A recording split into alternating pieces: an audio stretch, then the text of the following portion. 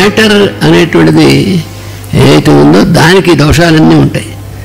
అదేమిటండి దోషాలు లేకుండా మ్యాటర్, దోషం అంటే ఇక్కడ మనం అనుకునేటువంటి అర్థాన్ని కాదు, దాని ప్రాపర్టీస్ అలా ఉంటాయి. మ్యాటరు అనేటువంటిది కాన్స్టెంట్ కాదు, ఒక స్టేజ్లో కట్టుకుంటుంది మ్యాటర్. అలా ఉన్నటువంటిది మళ్ళీ ఒక స్టేజ్ ఇచ్చేప్పుడు డిజాల్వ్ అయిపోతుంది. అందువలన మన శరీరాలు అనేటువంటి మెటీరియల్ దీంట్లో తయారైనటువంటి భౌతిక శరీరాలు కాబట్టి మ్యాటర్ అంటే పదార్థం ద్రవ్యంతో తయారైనటువంటిది కాబట్టి దాని ప్రాపర్టీసే మన శరీరాలకు ఉంటాయి. ఇక్కడ మ్యాటర్ అండ్ మైండ్ రెండు చెప్పారు. అంటే ద్రవ్యము తర్వాత మనస్సు ఈ రెండింటికి సంబంధించినవి.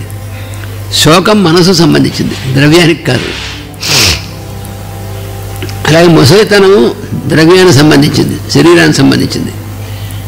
మృత్యువు అనేటువంటిది అది చేంజ్ ఆఫ్ స్టేట్ కాబట్టి అది మొత్తం మ్యాటర్ అండ్ మైండ్ వీటన్నిటికి కూడా సంబంధించింది. శుష్కించడం అనేటువంటిది ద్రవ్యానికి సంబంధించింది. భయం అనేటువంటిది మనసు సంబంధించింది, అది మ్యాటర్ సంబంధించింది కాదు. అంటే మనం ఏది దేనికి సంబంధించిన అనేటువంటిది క్లియర్గా మనం అండర్స్టాండింగ్ ఉండాలి. మన శరీరం ఎప్పుడు ఇలాగే ఉండాలి, ఎందుకు ఎలా ఉంటుంది, దాని మ్యాటర్, దాని ప్రాపర్టీ, అది అలా ఉండదు, మారిపోతూ ఉంటుంది. ఎవర్ చేంజింగ్, ఇది ఎప్పుడు మారిపోతూ ఉంటుంది.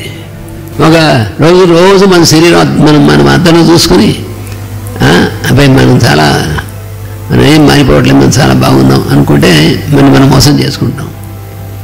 మారిపోతుంది. అయ్యో ఇలా మారిపోతే ఎట్లా అని ఏడవకూడదు, దాని ప్రాపర్టీ ఇది. అది శరీరంలో ఫిజికల్ బాడీ మనకి ఇవ్వబడింది, దాని ఫిజికల్ బాడీ అని మనం అందులో ప్రవేశించాం, మనకి ఇవ్వబడింది.